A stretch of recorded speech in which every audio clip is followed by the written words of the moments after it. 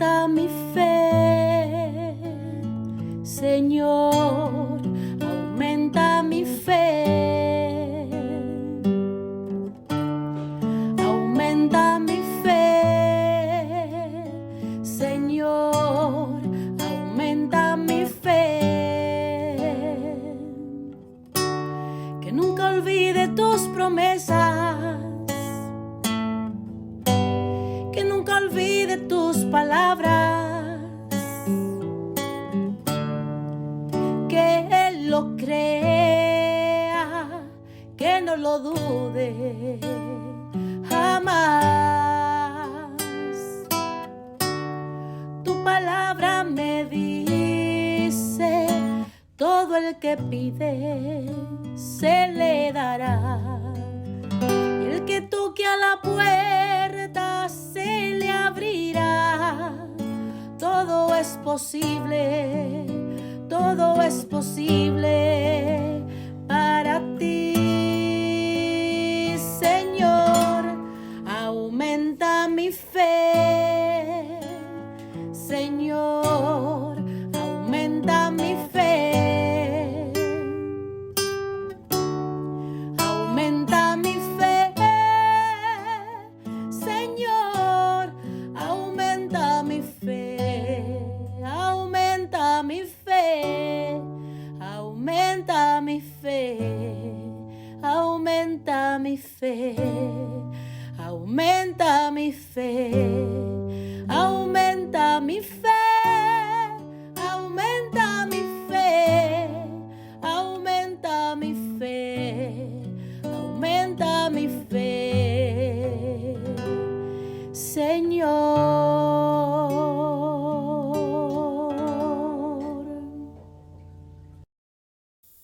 Saludos en este glorioso día y bendiciones a los radio creyentes que escuchan Jesús y María Radio, que están sedientos de la palabra de Dios.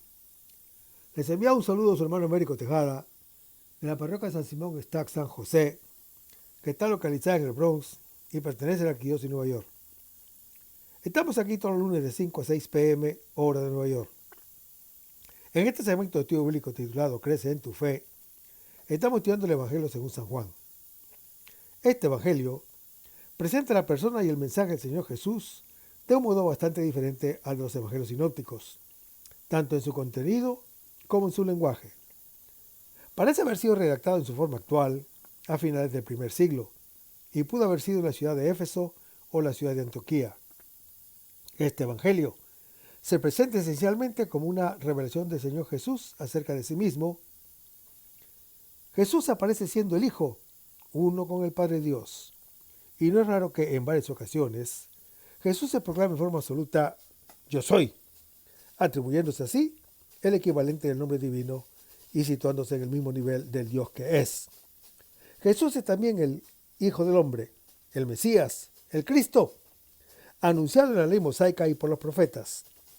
Para completar esta visión del misterio de Jesús, es necesario aludir a su relación con el Espíritu de Dios, o sea, el Espíritu Santo, que tiene una estrecha relación con Jesús, que lo recibe, lo promete y lo entrega.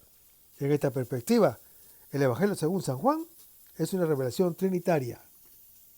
Estamos en el capítulo 17 del Evangelio según San Juan, donde Jesús comienza su prédica diciendo, o su enseñanza, diciendo, Padre, glorifica a tu Hijo. Pero antes vamos a comenzar con una oración y lo hacemos en el nombre del Padre, del Hijo y del Espíritu Santo. Señor, que todo lo que hagamos este día inicie con tu bendición y termine con tu ayuda. Que todo lo que digamos este día sea motivado por tu amor e inspirado por tu gracia. Que nuestras obras de este día reciban tu inspiración y perduren en tu paz. Todas estas cosas, Padre Celestial, te las pedimos en el luz y poderoso nombre de tu Hijo Jesús, que vive y reina en uno del Espíritu Santo, quien es Dios, por los siglos de los siglos. Amén. Los créditos de estudio bíblico son dados al Padre Silvano Fausti, a la Biblia de Jerusalén, a la hermana Evelyn Morán y su ministerio de música. A los hermanos y hermanas que viven en el Bronx, para invitarlos a nuestro círculo de oración de la parroquia de San Simón Stack San José, que está localizada en el 2191 Valentine Avenue, esquina calle 182. comenzando con la misa a las 7:30 p.m. todos los viernes por la noche. Decíamos que estamos en el capítulo 17 del Evangelio según San Juan, en el versículo 24. Y decíamos que ya sobre esta tierra podemos contemplar la gloria del amor, pero como un espejo, como lo anuncia 1 Corintios capítulo 13. Pero cuando se manifieste Cristo, nuestra vida, también nosotros apareceremos gloriosos con Él, lo anuncia el apóstol Pablo en Colosenses capítulo 3. Y lo veremos cara a cara, como está en 1 Corintios capítulo 13. Tal como Él es. Entonces, nuestra transformación, que ya es una realidad, quedará completa. Lo anuncia 1 Juan capítulo 3. De todos modos, Juan el Evangelista subraya el ya más que el todavía no.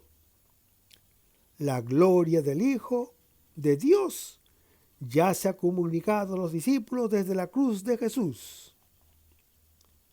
Seguimos leyendo el versículo. La que me has dado, hermanos, el Padre le dio al Señor Jesús la gloria del Hijo de Dios, como le ha dado la corona de los creyentes. La gloria que me has dado a mí se revela en aquellos que me has dado y están junto a mí, donde yo estoy. Seguimos leyendo el versículo. Porque me has amado desde antes de la creación del mundo. La gloria del Hijo de Dios es el amor eterno al Padre. El Señor Jesús nos revela que se da también a cada uno de nosotros.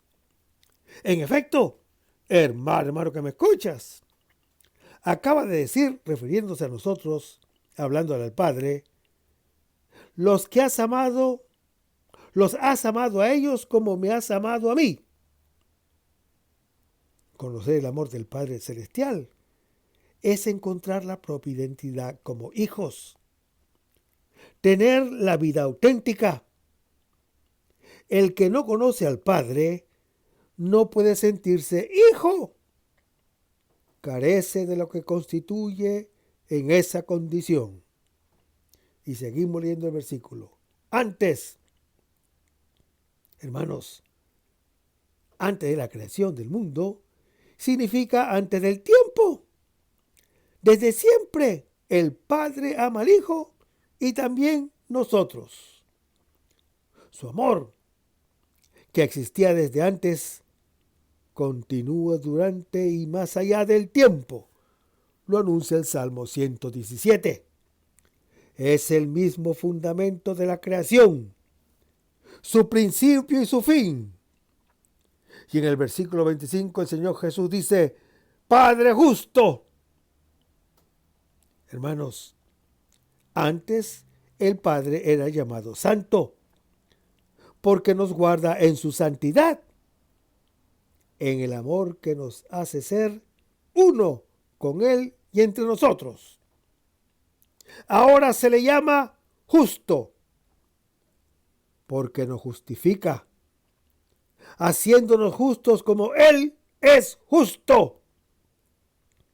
La justicia hace referencia al juicio. El Padre justo ejerce su justicia amando incondicionalmente a sus hijos.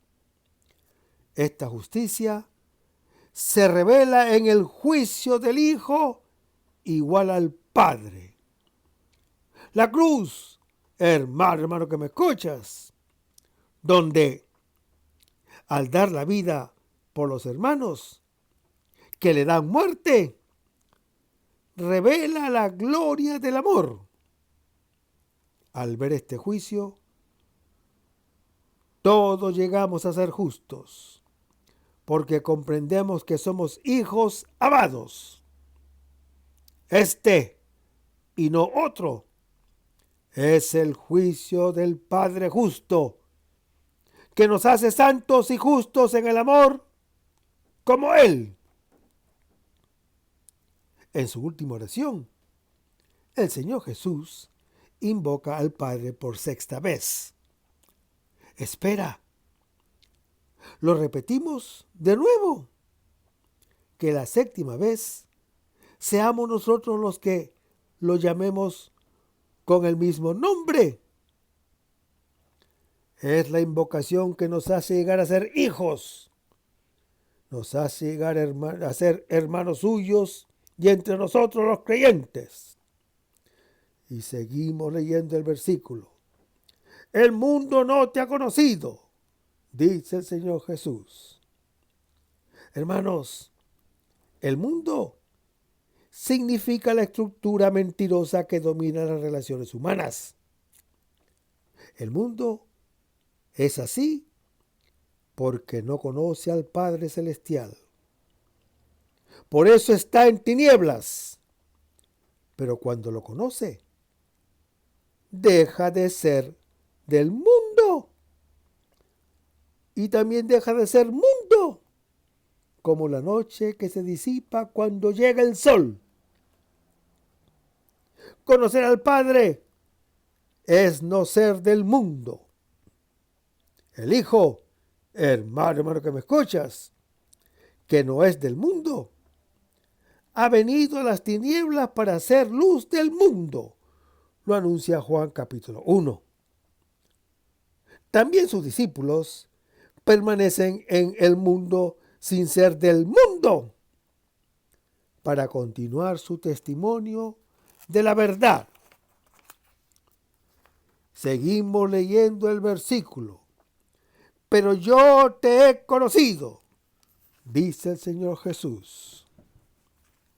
Hermanos, el conocimiento del Padre hace que el Hijo sea realmente hijo.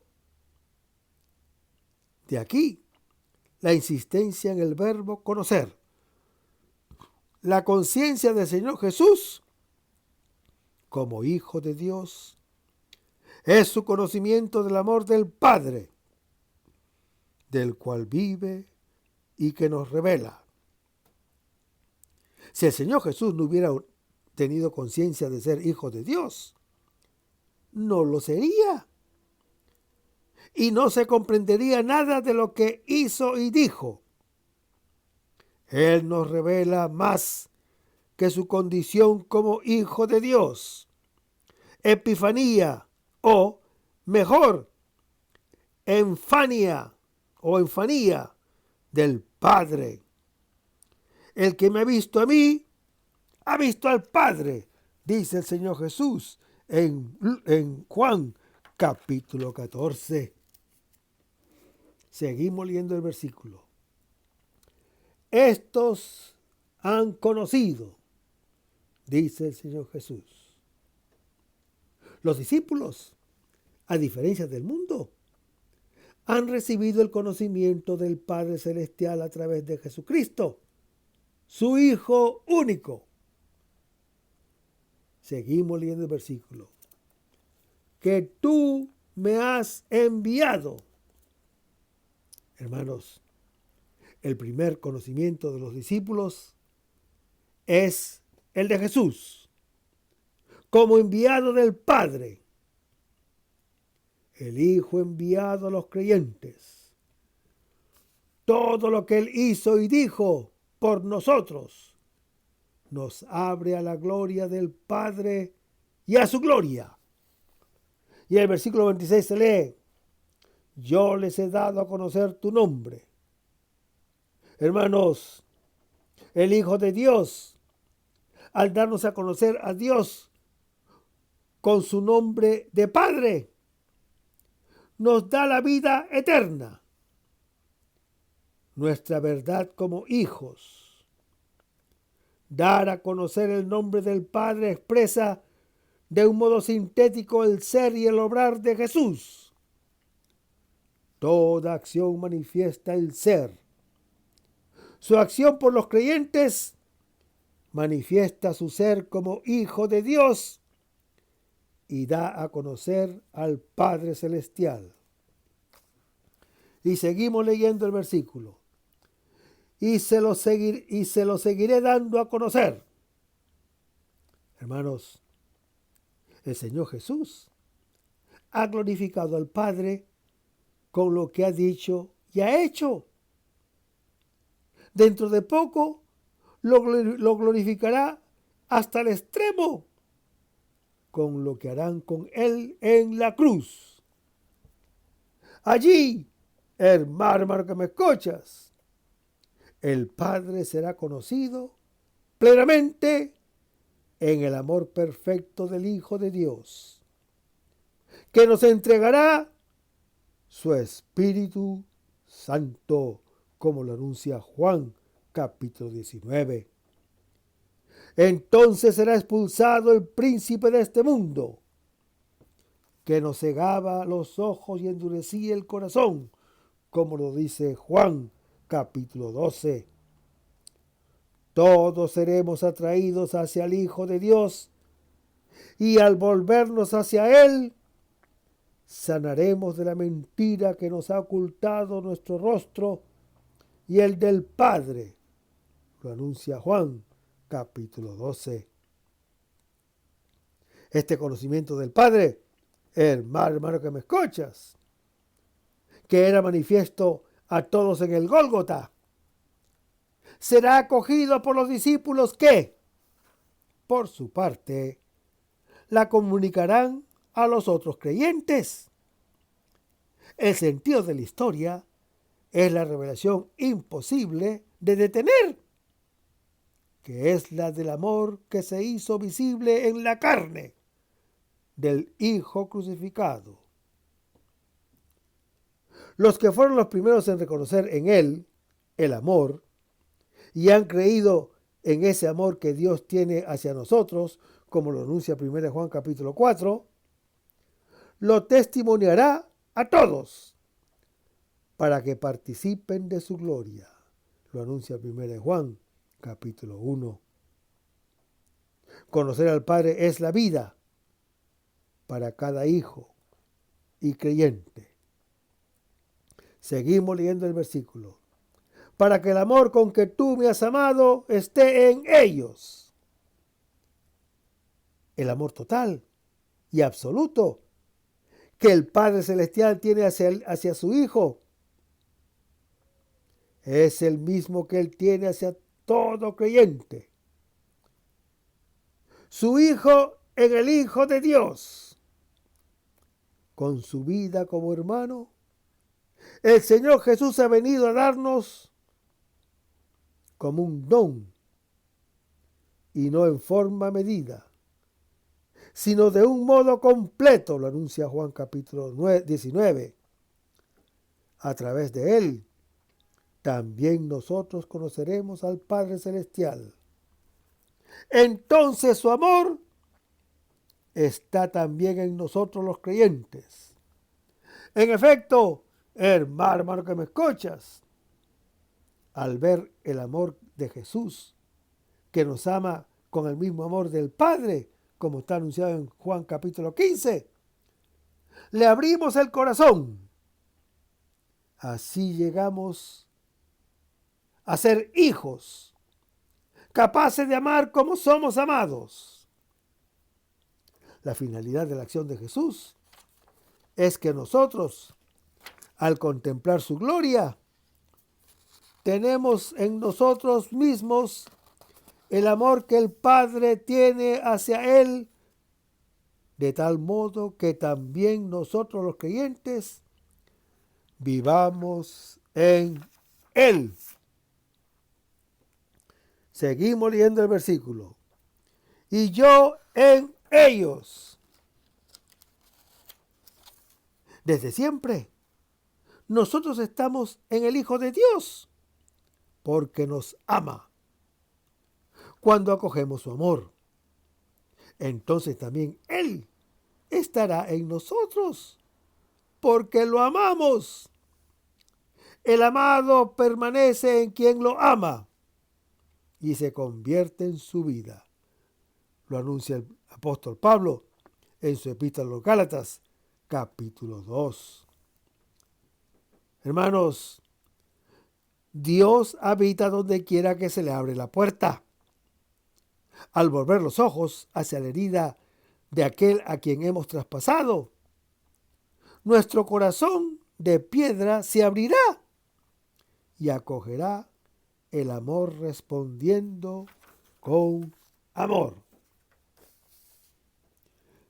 Veamos ahora al capítulo 18, versículo 1 al 11, donde se lee: Dicho esto, salió Jesús con sus discípulos hacia el otro lado del torrente Cedrón, donde había un huerto, en el que entraron él y sus discípulos, pero también Judas, el que lo entregaba.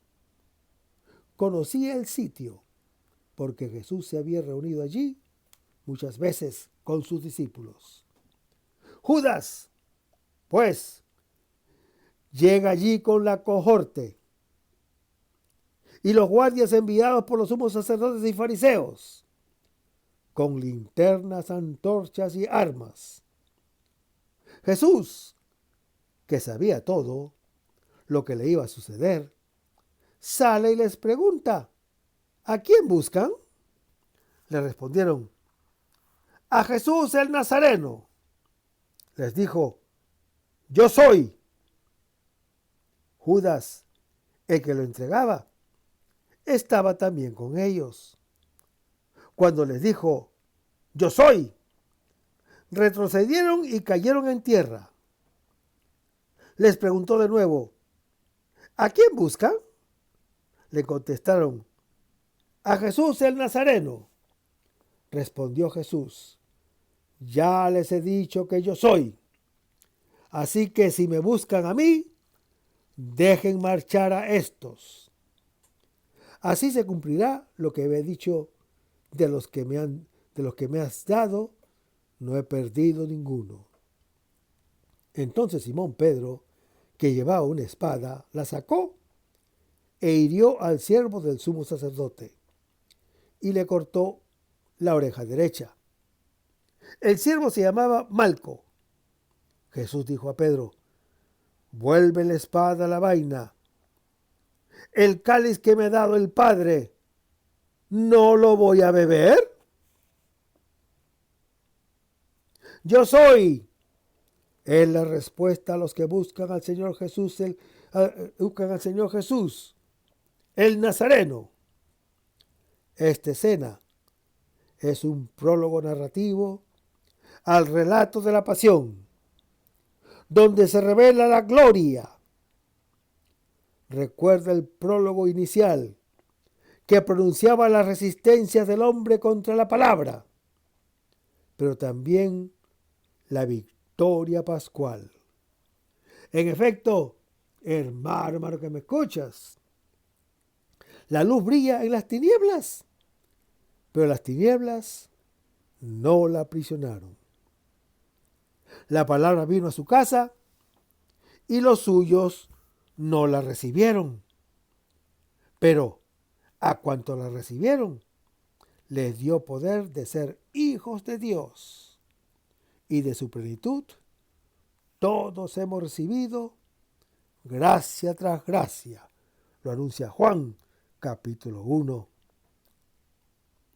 Por eso, la comunidad de los creyentes, que es la primicia de la multitud de los que serán atraídos por el Hijo del Hombre levantado en la cruz, como está en Juan capítulo 12, exclama: hemos contemplado su gloria, gloria del unigénito del Padre, lleno de gracia y de verdad. Después de haber hablado en los capítulos 13 al 17 de la gloria, finalmente la vemos en su acción. El Salvador del mundo, según Juan capítulo 4, se presenta ante el mundo. De una parte está él con sus discípulos, de la otra, Judas Iscariote, con los representantes del poder romano y de los jefes de los judíos. Es la última confrontación entre la luz y las tinieblas. Antorchas y linternas iluminan la noche y hacen brillar las armas. También aquí, Juan el Evangelista se aparta de los otros evangelios sinópticos. Narra el mismo hecho desde un punto de vista diferente y omite y añade detalles significativos. Ante todo, no relata la agonía en el huerto, aunque no la ignora, porque como está en Juan capítulo 12, al igual que los otros evangelios sinópticos, hace alusión al cáliz, como está en Juan capítulo 11, Marcos capítulo 14, pero no habla de la angustia ni del miedo del Señor Jesús ante él. Por el contrario, declara su voluntad plena de beberlo, mientras el apóstol Pedro quisiera impedírselo. La escena representa la revelación del Rey, no el arresto del Señor Jesús. Este viene inmediatamente después, donde se dice que prendieron al Señor Jesús. El texto está lleno de la majestad del Jesús el Nazareno, el Rey que será entronizado en la cruz, como lo anuncia Juan, capítulo 19. Con este título lo llaman sus mismos enemigos, mientras él manifiesta su gloria diciendo, yo soy, en lugar de la agonía y del arresto. Juan el Evangelista presenta el triunfo de Jesús. Es el Hijo de Dios que, en su amor soberano, se entrega a los hermanos. Jesús, hermano que me escuchas, en toda la pasión, según Juan el Evangelista, no es objeto de la violencia del mundo. Es el sujeto que conoce y dirige todo hasta el cumplimiento pleno del amor. El relato se desarrolla en un jardín. Recuerda el de los orígenes donde Dios colocó al hombre en Génesis capítulo 2. Y sucedió el primer choque entre la verdad y la mentira, como está en Génesis capítulo 3. Lo que aquí comienza se concluirá en otro jardín, a los pies del árbol que ha devuelto la vida al creyente, como está en Juan capítulo 19. Allí cerca se realizará también el encuentro con María Magdalena, que es principio de la nueva humanidad. Los otros evangelios, con la ayuda de textos bíblicos, tratan de descifrar el enigma de la cruz del Hijo de Dios, rechazado por los hombres que le dan muerte, y él es aprobado por Dios que lo resucita de entre los muertos. Es la pasión del justo, es la pasión del siervo que sufre, es la pasión del Mesías que trae la salvación de Dios. En Juan el Evangelista, en cambio, el camino del Señor Jesús es visto desde su comienzo como una manifestación de la gloria que, al ser revelada desde Caná hasta Betania, a través de señales, desde el huerto de los olivos hasta el del Calvario, se deja ver cara a cara. Hermanos, el Señor Jesús, que afronta la pasión, ya es glorioso. Esto no coloca en la sombra a su humanidad, sino que la hace ver como reverberación de la luz de Dios.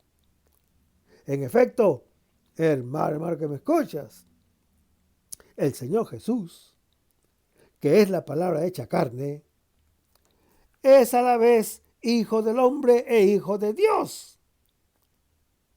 En el Nuevo Testamento nunca se pone en duda ni la humanidad ni la divinidad de Jesús. Pero mientras los otros evangelios hacen ver en él la humanidad de Dios, Juan el Evangelista hace ver en él la divinidad del creyente. Los otros evangelios miran de la parte del espectador, que al final reconoce al Hijo de Dios. En cambio, el discípulo predilecto observa que el Señor Jesús ve cada hecho con su conciencia de Hijo de Dios, que conoce el amor del Padre Celestial. En efecto, hermano que me escuchas, refiere al testimonio de aquel que, recostado sobre el pecho de Jesús, al final contemplará al que ha sido traspasado, como está en Juan capítulo 19. Como de costumbre, hermano que me escuchas, mientras los otros evangelios son un relato que procede desde el comienzo hasta el final, aquí se parte del final y se relee todo a la luz de lo que ya se ha comprendido. Los primeros siguen una orden didáctico que es óptimo para llevar a comprender. El cuarto evangelio es para los que saben las cosas y las contemplan ya como son, en profundidad. No es casualidad el que el Señor Jesús, excepto en la metáfora del grano de trigo, que está en Juan capítulo 12, no dice nunca que muere. En cambio dice, voy. Me voy. Soy levantado. Soy glorificado. Hermanos, la hora de la cruz, prevista desde el comienzo, como está en Juan capítulo 2, es para él el momento de trasladarse de este mundo al Padre. El regreso a aquel del cual ha salido, como está en Juan capítulo 13. Es su hora, la de la glorificación, como está en Juan capítulo 12. La hora del nacimiento del hombre, como está en Juan capítulo 16. Si para el observador la muerte del Señor Jesús es la hora de su glorificación, para el Señor Jesús la glorificación es la hora de su muerte, cuando manifiesta al mundo de un modo completo el amor eterno de Dios para todos los creyentes de todos los tiempos. En síntesis, hermano que me escuchas, para todos los evangelios, la carne crucificada del Señor Jesús es gloria de Dios y salvación del creyente. Pero mientras los ojos miran con los ojos del espectador, el discípulo predilecto ve con el mismo ojo del maestro. Por eso, la pasión está bajo el signo de la gloria. En ella el Hijo realiza la pasión por este mundo perdido y expresa al mismo tiempo su esencia de amor extremo. Su gloria, hermano que me escuchas, manifestada desde la primera hasta la última señal, revelada simbólicamente al lavar los pies y el dar el bocado a Judas Iscariote, como está en Juan capítulo 13. Comunicar a los creyentes en la oración al Padre. Ahora, mientras se entrega a los enemigos, llega a todos. Hermanos, la autoentrega de Dios, que ya era total e implícita en la creación, se explícita en la entrega del don de la ley mosaica y espera ser reconocida por su corazón nuevo, capaz de amar como es amado, como lo anuncia Jeremías capítulo 31, Ezequiel capítulo 36. Este corazón nuevo es obra del Hijo del Hombre, levantado, que nos da vida eterna, como está en Juan capítulo 3. Porque nos hace conocer al yo soy y nos atrae a todos hacia sí, después de haber arrojado al príncipe de este mundo, como está en Juan capítulo 12. Finalmente, hermano que me escuchas, desde lo alto de la cruz, el Señor reina sobre todos y reviste de su belleza toda criatura. El texto comienza presentando por una parte al Señor Jesús con sus discípulos, por otra a sus adversarios reunidos. Sigue su preocupación por los discípulos y el gesto de Pedro, que quiere impedir que beba el cáliz que el Padre le ha dado. Hermanos, el Señor Jesús, más que ser capturado, los captura a todos. Como ya se dijo, lo que sigue será su entrega voluntaria a los hermanos. Es el don de amor que las tinieblas toman. Así lo concibe y se vuelven llenas de luz. La escena del jardín representa la lucha entre la luz y las tinieblas. El éxito se da por descontado, como para la noche que afronta el sol. La iniciativa es toda del Señor Jesús, luz del mundo. Él pregunta a los enemigos, y los enemigos confiesan que buscan al Nazareno, que es el título del rey de los judíos, según Juan capítulo 19. Como rey, no soporta, sino que conduce el proceso y, al final, pronuncia su juicio. Jesús, hermano que me escuchas, el Nazareno es el Rey prometido. Al entregarse a los hombres, revela la gloria y el poder del Dios amor. La iglesia está formada por todos los que han comprendido que están entre aquellos a los cuales el Señor Jesús se entrega.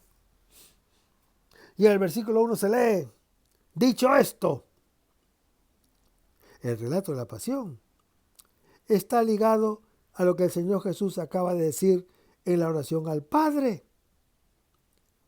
y en el testamento a los discípulos. Lo que ha dicho, sobre todo en los capítulos 13 al 17, es la palabra de la cual brota la continuación del Evangelio, que revela la gloria, pero es también una introducción, un comentario que da al lector la luz para comprenderla. Seguimos leyendo el versículo. Salió Jesús. Hermanos, el verbo, cuando es aplicado al Señor Jesús, indica su salida del Padre, que lo ha enviado para salvar al mundo, como está en Juan capítulo 3. También Judas Iscariotes salió de noche. Ahora Jesús, luz del mundo, sale para entrar en la noche del mundo, donde encuentra a Judas Iscariote y a sus hermanos. Sale para sumergirse en las tinieblas. Sale para sumergirse en la muerte, porque es la palabra creadora, salida de Dios, al cual no regresará sin haber realizado aquello por lo cual había sido enviada, como lo anuncia el profeta Isaías en su capítulo 55. Seguimos leyendo el versículo. Con sus discípulos. Hermanos, los discípulos no están todavía con Él, pero Él ya está con ellos. Son los creyentes que el Padre les ha dado. Está con ellos en la ciudad para llevarlos consigo al jardín. Allí había estado Adán cuando estaba con Dios. Seguimos leyendo el versículo. Al otro lado del torrente Cedrón. Hermanos, el Señor Jesús sale y va más allá del torrente Cedrón, al igual que el rey David, que huye de quien trata de matarlo, como está relatado en 2 Samuel, capítulo 15. Abandona la ciudad. Volverá allí para ser proclamado y entronizado como rey por aquellos que quieren eliminarlo.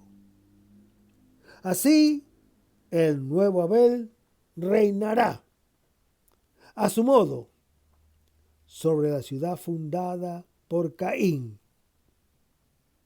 La alusión a David pone en evidencia la realeza del Señor Jesús el Nazareno, el vástago de Jesé, que se revelará precisamente en su pasión. Seguimos leyendo el versículo.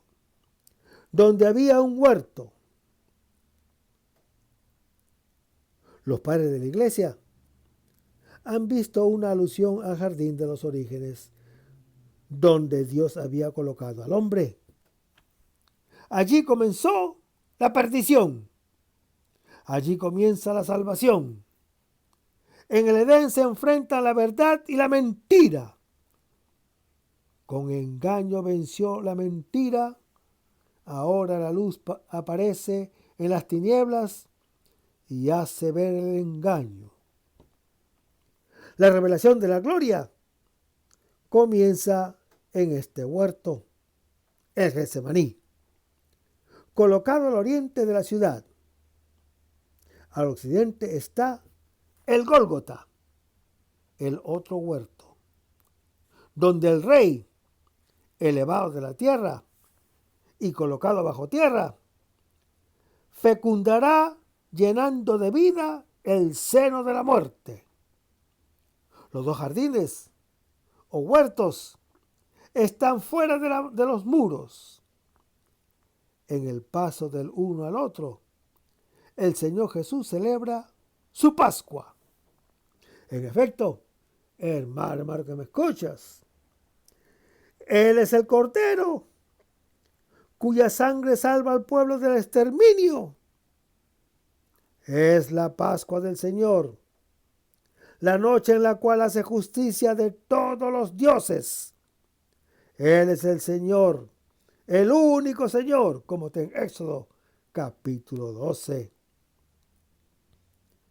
Seguimos leyendo el versículo. En Él que entraron. Jesús, que ha salido del Padre, entra en el jardín para cumplir su misión y libera al creyente. Seguimos leyendo el versículo. Él y sus discípulos. No se dice que los discípulos entran con Él, aunque Jesús está con ellos. Ellos no están con Él. En efecto, el apóstol Pedro, su representante, lleva consigo la espada, como los que quieren apresar a Jesús. todavía está en la lógica de Caín. Por eso lo dejarán solo, como está en Juan capítulo 16.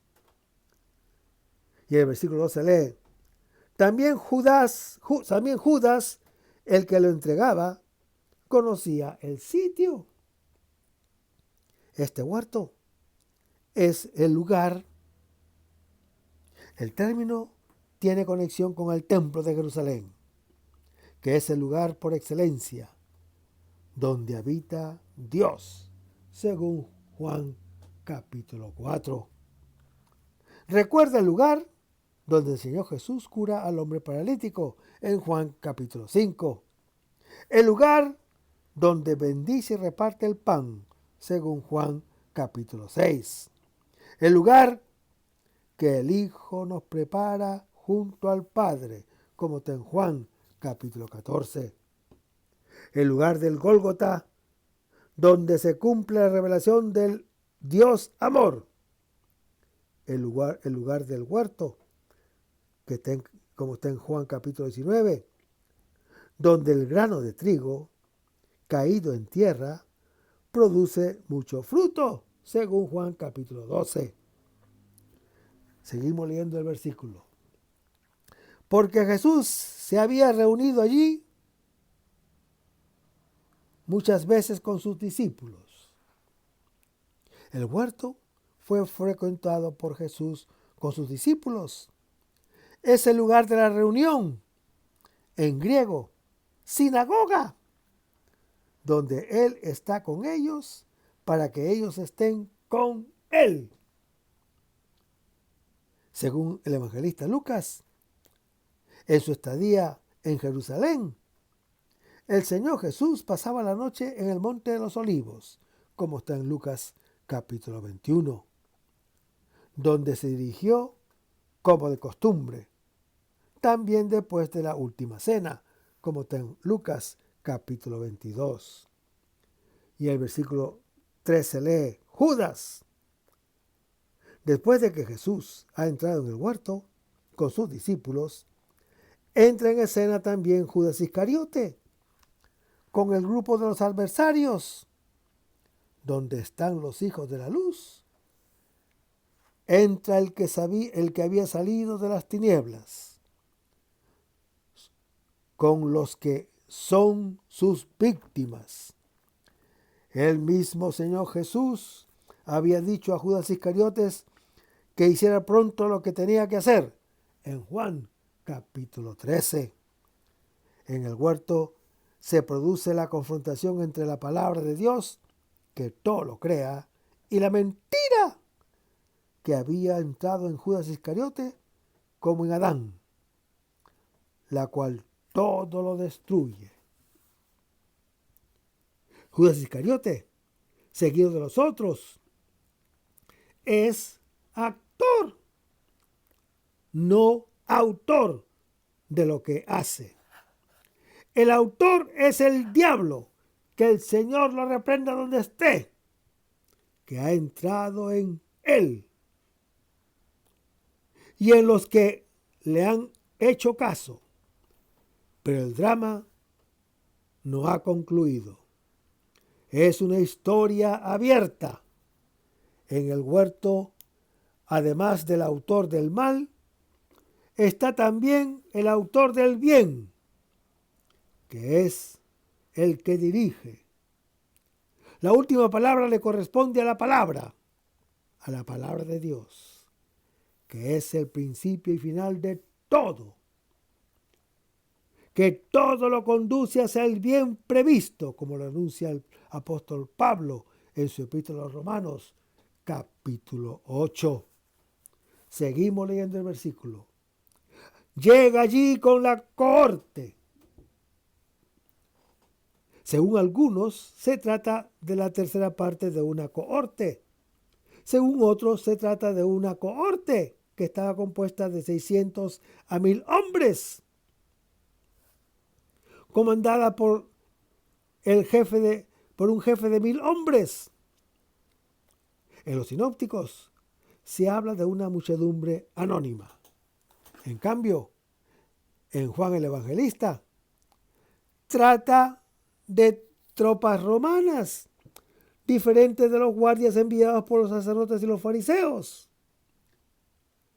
Hermanos, el Señor Jesús, que es el Salvador del mundo, según Juan capítulo 4, se va a encontrar con todos, lejanos y cercanos, reunidos contra Él.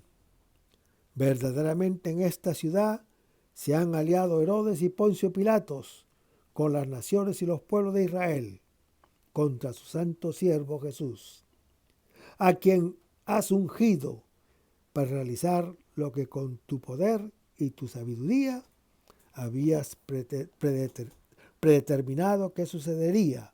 Lo anuncia Hechos, capítulo 4. El número enorme de soldados indica el tamaño y la vastedad del odio del mundo contra aquel que carga con el pecado del mundo, como está en Juan capítulo 1. La violencia desmentida del mal evidencia la fuerza del amor y hace brillar la gloria. Al nombrar a los soldados al servicio del emperador del mundo, se subraya por contraste la realeza universal del Señor Jesús, el Nazareno. Él está afrontando al principio de este mundo, que no tiene ningún poder sobre él. Ahora será echado fuera, como lo anuncia Juan, capítulo 12. Los guardias enviados por los sumos sacerdotes. Seguimos leyendo. Los guardias enviados por los sumos sacerdotes y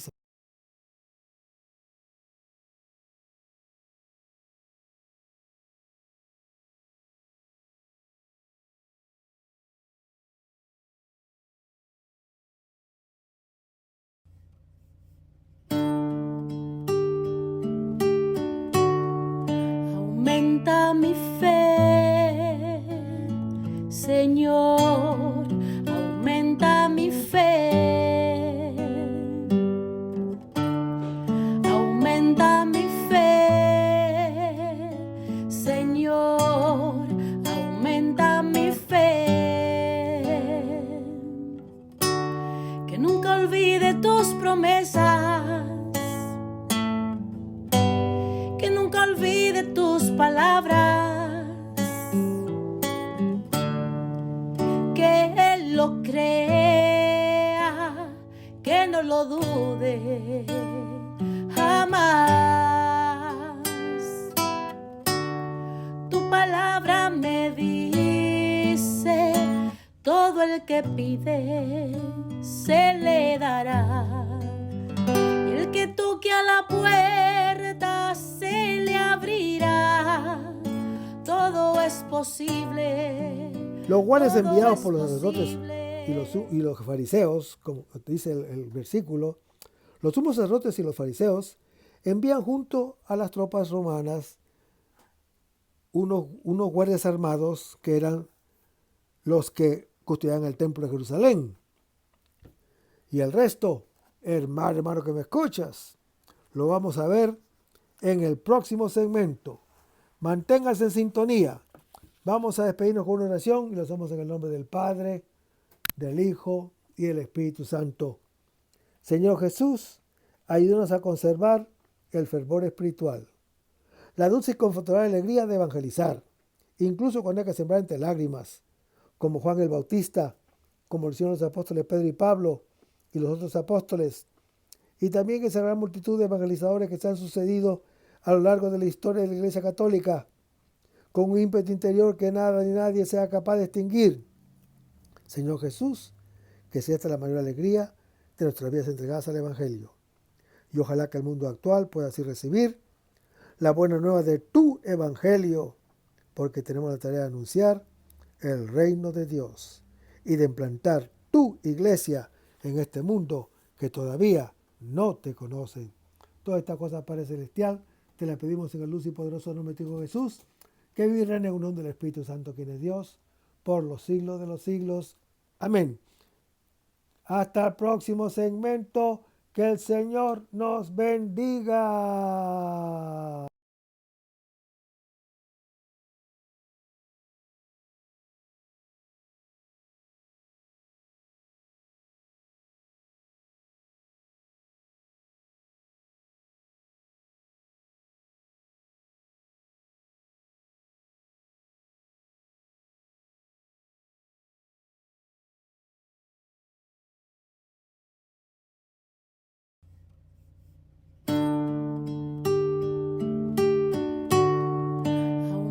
aumenta mi fe, Señor, aumenta mi fe, aumenta mi fe, Señor, aumenta mi fe, que nunca olvide tus promesas, que nunca olvide tus palabras,